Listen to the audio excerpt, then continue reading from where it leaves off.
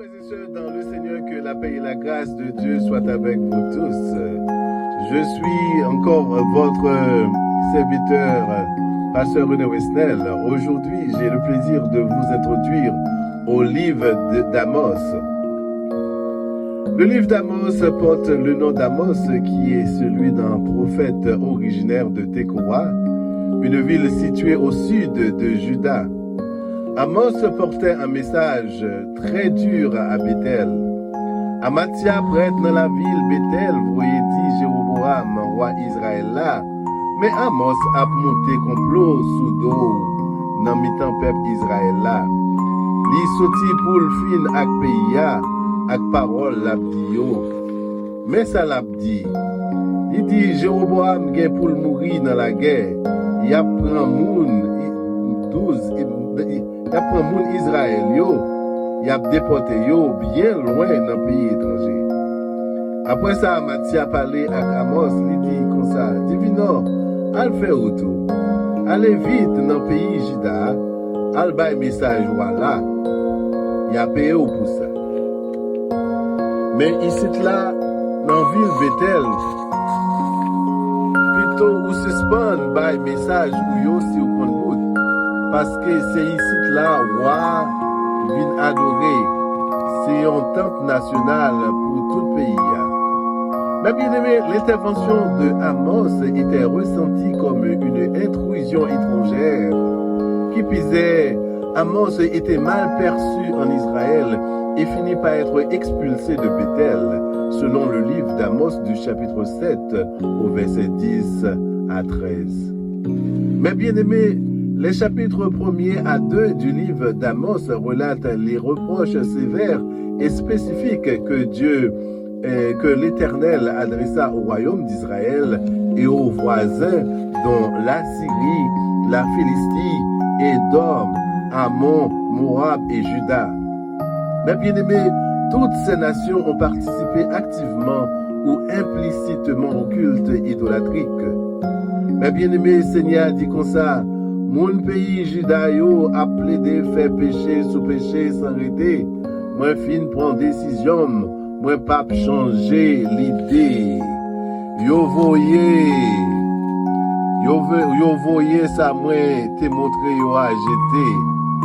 Yo pas fait ça te ba yo l'autre fait a. Yo quitté moi, yo quitté mêmes idoles ancêtres yo te servi a fait yo petit. C'est peut-être ça, m'a voué dit fait dans le pays Juda, la boule gros caille dans la ville Jérusalem, dans la piété.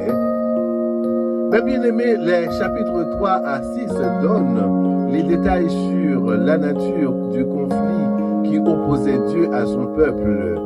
C'est dire l'élection n'excluait pas le châtiment et Israël devait rendre compte à l'Éternel de ses iniquités. Le prophète Amos était chargé de le leur dire avec véhémence. Dans le pays, il y avait beaucoup de désordre, d'oppression, de violence et de rapine. Amos chapitre 3 verset 10. Yo pas kon Jean pour yo faire ça qui doit devant mon Dieu. C'est moi-même Seigneur qui dit ça. Yo plein kay yo ak bagay yo prend en volor ak nan assassiner moun. Dans le livre d'Amos, on voit comment certaines femmes riches opprimaient les misérables.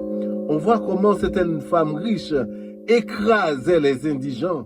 On voit comment certaines femmes riches dominaient avec dureté leur mari. Amos chapitre 4, verset 1er à 2.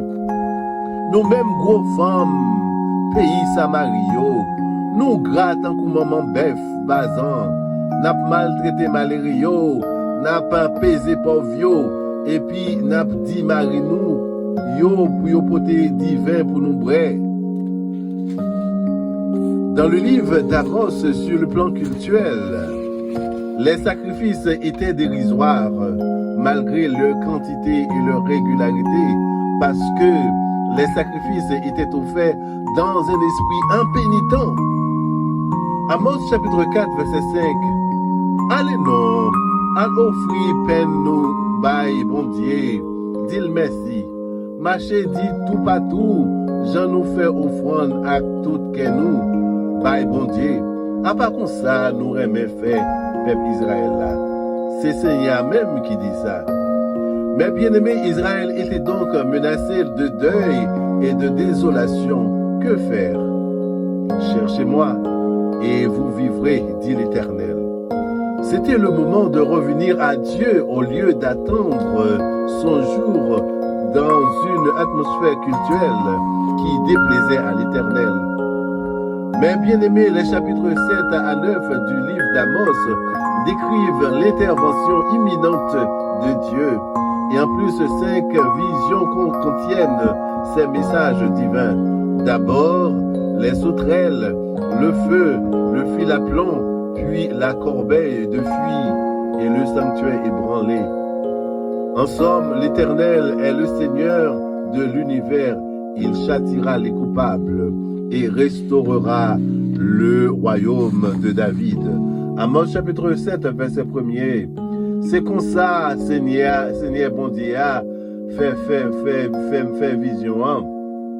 Dans vision, moi, ouais, Seigneur t'a fait yon rafale, cricket fait.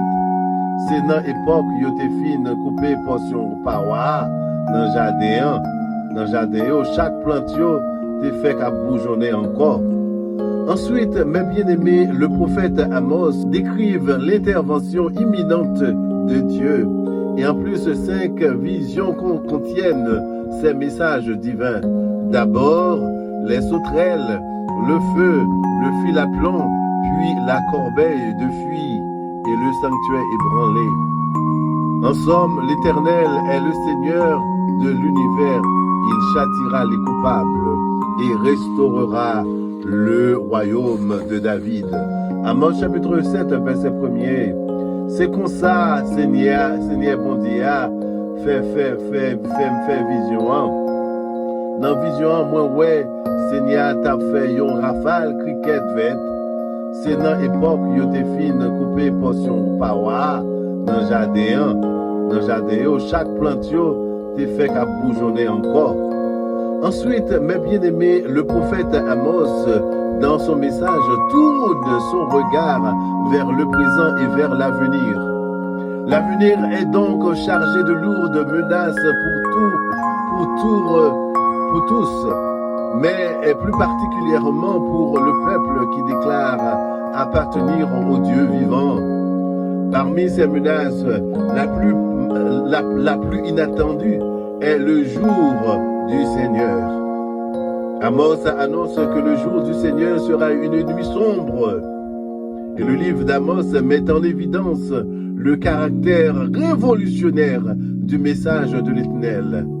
Chaque personne devrait pouvoir vivre en paix parmi ses semblables. Pour cela, Dieu institue un droit. Or, ce droit est constamment bafoué par le plus fort ou les grands. Ici, Dieu apparaît comme le défenseur intraitable du droit des faibles. C'était votre serviteur, Pasteur René Wisnel.